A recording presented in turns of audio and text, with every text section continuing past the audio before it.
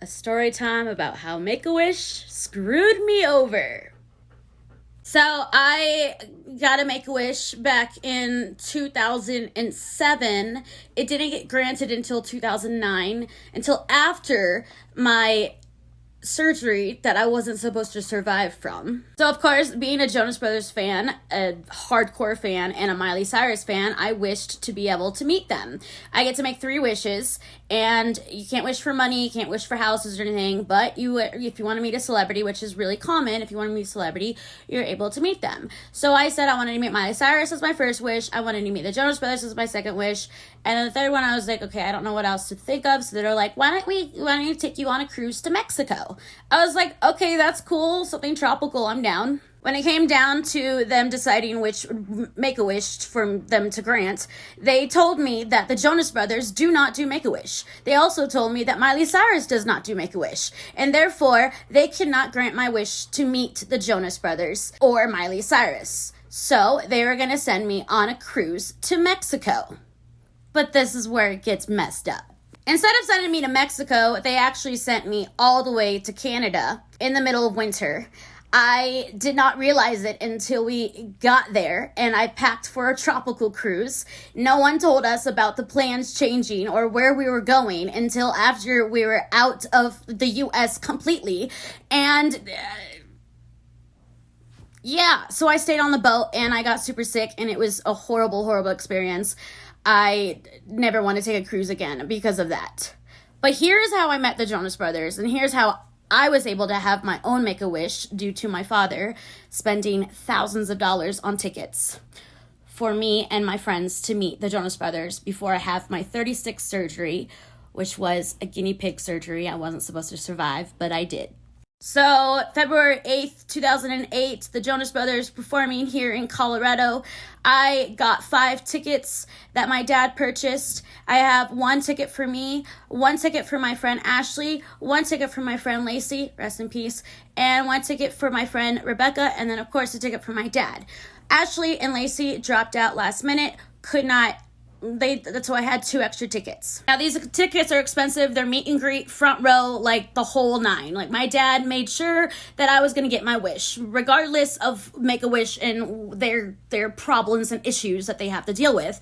My dad spent, I don't know how much, but quite a bit of money on these tickets. So when we had these 2 extra tickets, we were planning on selling them. But instead, I ended up giving them away to somebody who really deserved it. As I'm scoping around trying to figure out who can buy these tickets or who looks like they deserve these tickets. And then I overhear that there's a mom and her daughter sitting at the box office waiting for the Make-A-Wish tickets to arrive for them to go to the concert. They have no meet and greets, but they have Make-A-Wish tickets to go to the concert, which confused me because they told me they couldn't do any Jonas Brother things for me because they don't work with the Jonas Brothers, which I know is a lie because I've seen people meet them through Make-A-Wish, and they told me this. And this little girl arrived, and she had just general admission, just basic seats, and ends up that her tickets never showed up at the box office. Her Make-A-Wisher just bailed on her last minute, and she was absolutely devastated, and so was her mom. So as I see this whole thing happening, I try my hardest not to cry myself because it was so heartbreaking. This little girl was in a wheelchair, and if you know one of the Jonas Brothers songs, one of the quotes is, "That's just the way we roll." Yeah, so at the back of her wheelchair, it says, "That's just the way I roll." And I thought that was so cute. It was just amazing. And this little girl I don't know what was wrong with her, but she was non-commute, and she could only show like a little bit of expressions, and you could just tell by her vibes, like she was really happy or she was really sad. When I first met her, you can tell that she understood that there was no chance of her going to the Jonas Brothers, and that's when I approached them. Before I approached them, I went to my dad first, and I explained to him, listen, I don't want to sell these tickets. I want to give these away to this little girl and her mom because I think they do deserve it. And I told him the story about, how Make-A-Wish kind of didn't come through for them, just like they didn't come through for me. But in this case, they were thinking that they had these tickets and they were planning on going. Instead, they told me right away, nope, we can't do anything Jonas Brothers related for your wish. So I approached this mom and her daughter, and I was like, "Listen, I kind of overheard what was going on. I too I wanted to do a Make-A-Wish to meet the Jonas Brothers, but they told me that they don't work with them, and I think it's a whole scam. Like, I don't understand what was going on." And she's just a wreck right now. She's done all she could to get these basic seats from Make-A-Wish, and I literally just handed her 2 tickets, and I said, "Come with me and we're going to meet the Jonas Brothers." And I was able to introduce the Jonas Brothers into this little girl. I'm about to cry.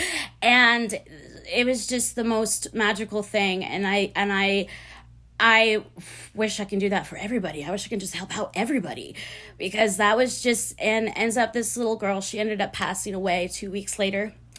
And her mom said that was the happiest moment of her life, is when she got to meet the Jonas Brothers.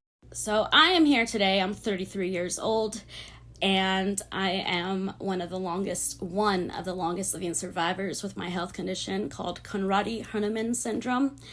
1 in 300,000 people get diagnosed a year with it, and it's only in girls. And if it's a baby boy and he is diagnosed with it, the woman will have a miscarriage, or the kid will die young. So I've had 38 surgeries now.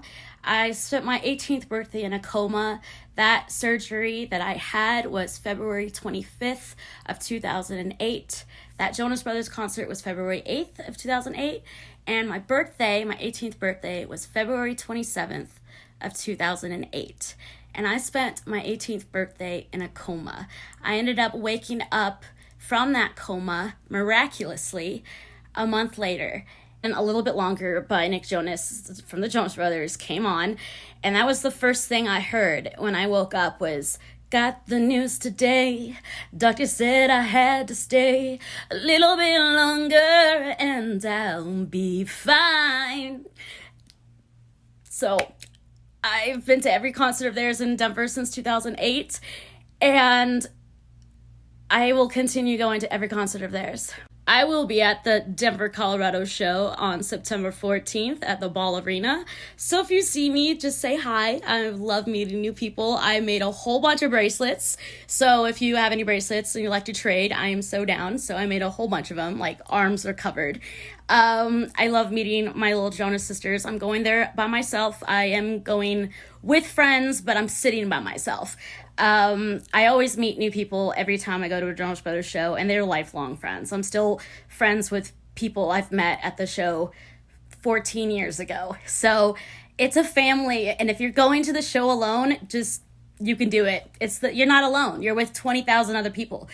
We're all a family. We're all there together. So I'm so excited, and if they play a little bit longer, I think it's on their set list. But I'm going to have somebody record my reaction, because I haven't heard that song live since 2008.